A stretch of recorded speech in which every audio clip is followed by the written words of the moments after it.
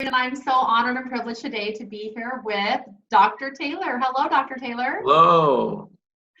Hello, you guys, and I am just happy to be introducing this next little mini webinar training for you. It's about bedtimes and tuck-ins, and I know that Dr. Taylor has a wonderful lineup to really teach you not only the value of this, but some actual steps so that you can really increase the quality of this and the success rate of getting your kids tucked into bed successfully. And being a mom, I know the value myself of, I wish I had this back when I was getting my kids to bed. I did a routine, but there's some other little things in here that will make a big difference. You know, kids love consistency. And, you know, I've known Dr. Taylor for a long time. He's actually my dad. And he has been caring about people, helping people create better quality of relationships and lives, especially as parents, but in all area of relationships. He's written over 24 books. He's practiced and counseled people. He's done private things. He's traveled all over the world. He specializes in ADD and ADHD, but mostly in relationship and how to take it to the next level. The website where you guys can find a lot of tools and resources is Parentology.guide, and I hope that you'll go there. There's a plethora of books and guides and different things that can help you. And I want to encourage you not to wait, because time's ticking. Our kids are growing up. Now mine are 21. Jake's in the Navy, and my daughter's heading to college. And no matter what's gone on in your life, the time that your kids need you to show up is today. So today, be the best parent you can be. And Dr. Taylor's going to help you do that today. So Dr. Taylor, why is sleep so important, do you think? Well, but sleep is so important because every human being needs to have their brain cleansed of the toxins that happen, the toxic output, the exhaust, if you will, of the giant truck engine that your brain is with all those nerve cells. Boy, it sure is. It's a big engine. And I'm just so excited for you guys to experience this today. So I'm going to turn it over to Dr. Taylor. Take it away. Okay, thank you, Charlene. Thank you so much for joining me today. Sleep, as you know, has to happen every 24 hours. And as I mentioned, the real reason for it, among other things, the main reason is that the brain will get clogged up with toxic materials because of the exhaustion of those 100 billion nerve cells that are very, very busy all day long.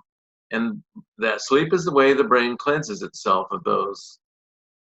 And like a truck engine, the brain produces a lot of exhaust. That exhaust has to be cleared out. That's why we have to sleep. And if you don't get enough sleep, you're not going to be in good shape the next day, as you've learned in your life. Well, today's topic is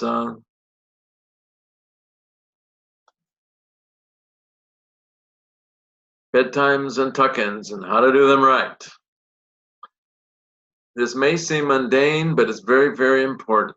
The end of the day is a great opportunity for you to cement that love bond and deliver wonderful messages to your child about how precious and important your child is, and develop that basis of self-esteem that we want every child to have. There's been a lot of research on how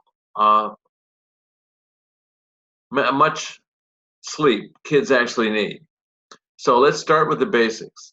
Lots of research from many different directions, including military research with pilots in our Air Force and Navy, research on kids with ADHD and learning disabilities at school, how well they do, depending on how much sleep they got the night before. Lots of studies from various directions point to 9 to 10 hours as the ideal sleep range. The sleep window would be a better way to say it. If the child has had his or her 5th birthday, it really should say over age 4 there, but really age 5 and above would be at 9 to 10 hours. Under age 5, 1 more hour, please. These are general guidelines. There are individual exceptions, but stick with that. Don't aim at 8 hours of sleep or 7.5 hours of sleep. So how do you do that? Well, you calculate backwards from what has to happen in the morning. So if this child has to be at school by 8:30 in the morning, then calculate that backwards. How long does it take to get to school? What about the morning preparations from the time the alarm rings until he's out the door? He or she is out the door in the morning. Therefore, what time would he or she have to put their head in a pillow, assuming allow them 20 minutes to get to sleep? That's the national average, then 9 to 10 hours. So figure out what bedtime that would be. Get your act together there on bedtime. Now, with hyperactive kids, the average latency is 40 minutes, not 20 minutes. So they have a tougher time getting to sleep than kids who are neurotypical. And of course, a lot of my clinical experience for years and years has been with those with ADHD issues. That's how I learned a lot of this stuff about sleep. And the next thing we want to remember, we do want it to be regular every night. And you just learned how to do that. We're going to calculate backwards what I have to do in the morning. So let's say we end up with 9 p.m. is when we want her head on a pillow. Now, there are numerous authorities on sleep will give you different opinions about whether the bed should be reserved only for sleep or allow the kids to do other things in the bed.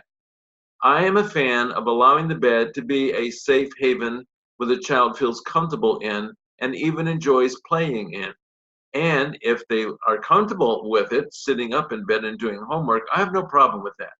Some authorities in the field would disagree with that and say, no, they should only use bed for sleeping. So you pay your money and take your choice, whom you want to believe, do what works for your child. That's what's important.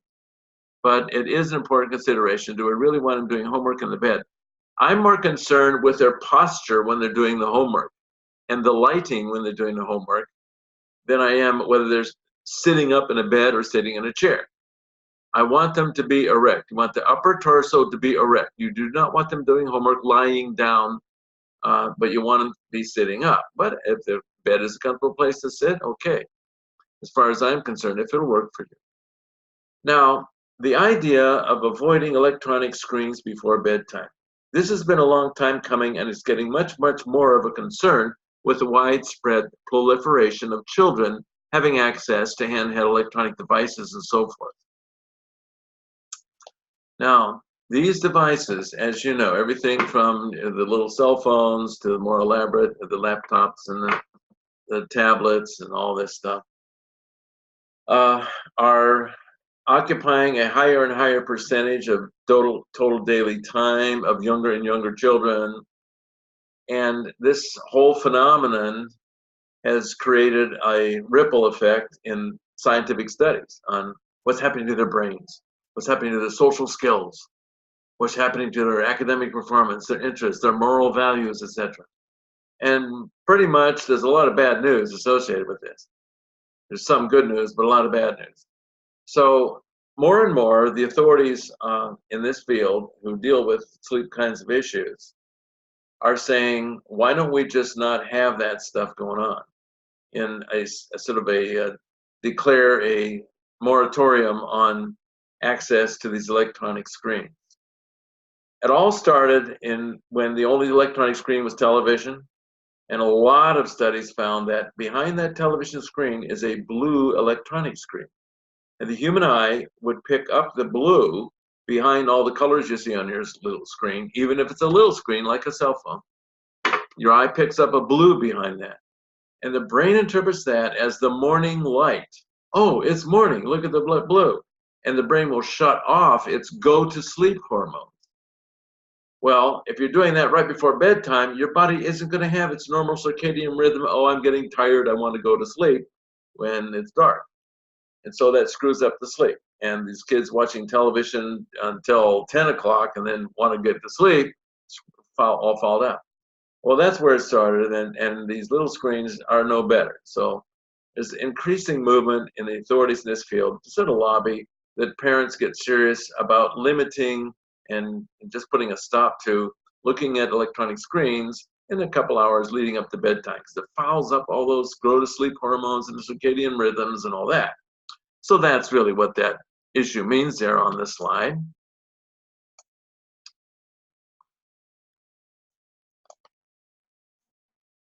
It's 3-hour screen time curfew.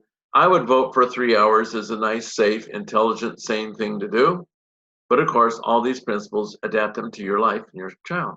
If there's a variation here, if your child seems drowsier than usual and it's only 7 o'clock, don't force him to stay up till 9 o'clock because that's his regular bedtime. Honor the signs of drowsiness. Let him or her go to sleep early. Now, what if you can't get a regular bedtime going here? Well, it might be a problem in a child's ability to sense being tired. You have hundreds of internal sensations. They include the full range of emotions that you have. And they actually belong in a cataloging of human senses. They're called interoceptions. Kids with ADHD happen to be poor in interoceptions, and so they often will not be aware of how tired they are, for example. And then wind down during bedtime. Wind down all the procedures leading up to bedtime. So it's really a quieter and more narrow environment the child has. And I like the idea of putting something that's boring in his or her hot little hands about an hour before the bedtime. Some of a crossword puzzle, Sudoku puzzles, that kind of thing. Now you can get some chemical aids to sort of force sleepiness. Melatonin and tryptophan will do that, and you can obtain the melatonin over the counter. Tryptophan you must get by prescription. They are options for you. Now, as to the tuck-in itself, remember I said it's most important at sleep time, cementing that love bond and giving the child a message, you're valuable, you're precious, we love you. That is so important. That's why I want to give this a little bit of attention here. We want it regular, and a regular routine setup. She brushes her teeth, gets her jammies on, then goes to bed, whatever that is, whatever works for you. Now, the total tuck-in time, the drain of you involved in it directly, should be 15 minutes, no more. So daddy or mommy talking with little kiddo in bed should be no longer than 15 minutes. Don't let the child drag this out to 2 hours, anything like that. Now, if you are in a low energy state, but it says not low energy state on this slide, that means you. If you had an exhausting day and you're so tired, you're really not in a position to be exuding all this love and adoration of your child.